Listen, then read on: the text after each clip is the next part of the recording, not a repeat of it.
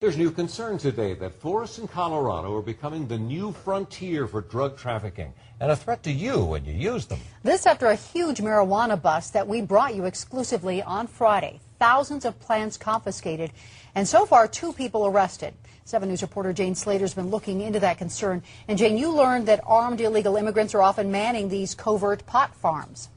Yeah, and a .22 caliber was found on site Friday. That's what authorities are telling us, and they say that's because these farmers are manning lucrative crops. Today we learned what you should do if you stumble on one of these marijuana farms and some of the challenges now facing authorities.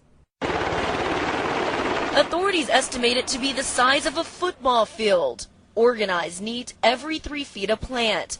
They say this was a well-planned organization and an armed one. They live in fear that they're going to be ripped off. To arrest, the investigation is ongoing, and so is the problem.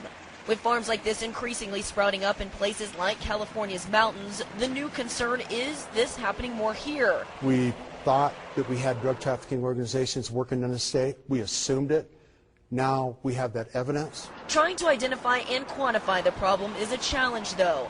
The department only has 29 agents and officers assigned to 14.5 million acres of land, which means they are each responsible for roughly 500,000 acres. But 500,000 acres, that's like finding a needle in a haystack trying to identify these marijuana farms, isn't it? Yes. While varying agencies try to wrap their hands around the problem, they are trying to make sure hikers avoid setting foot in a farm. They don't know who you are.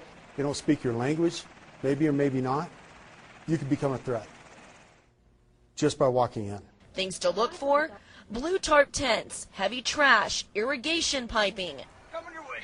The plants themselves have serrated heads and are distinguishable by their buds. Keep an eye out. Let us know what's going on. But that's where I want it to stop. I don't want the public to get involved. And the U.S. Forest Service says one of the benefits of this bust on Friday was the fact that so many agencies came to the table to discuss this investigation. They now hope that Washington will take notice and realize that Colorado needs more funding and resources really to win this new battle. Reporting live in Golden, Jane Slater, 7 News. Thanks, Jane. And the U.S. Forest Service tells 7 News the federal government gave them $100,000 in funding to cover the cost to train and carry out 4 reconnaissance missions.